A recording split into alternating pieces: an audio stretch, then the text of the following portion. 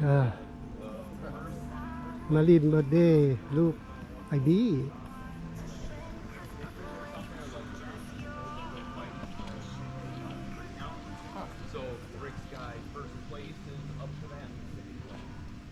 งานก็มีอยู่ใกล้ป่าตรงนี้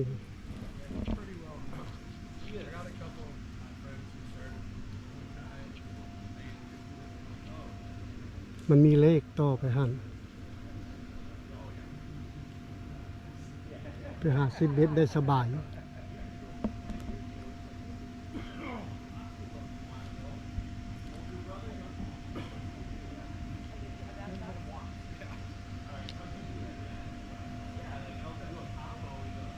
ของลิ้นเพิ่น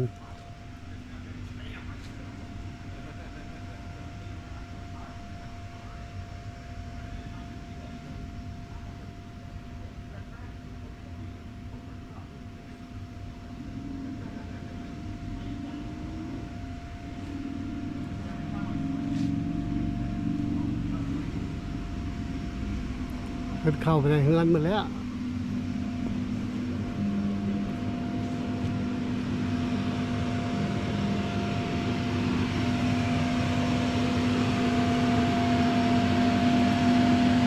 มีเด็กน้อยซื้ออันนี้มาประจำ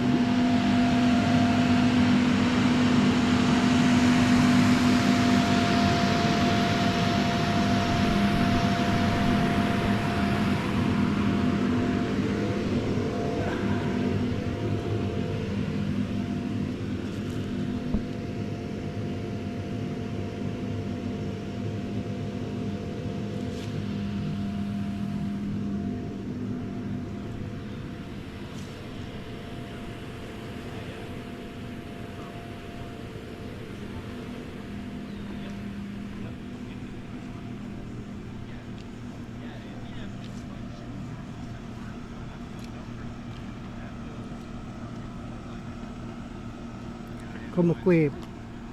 ยอดอ่อนแกงใส่ปลาเป็ดส้มคักได้โอเคขอให้เบิ่งเท่านี้แหละ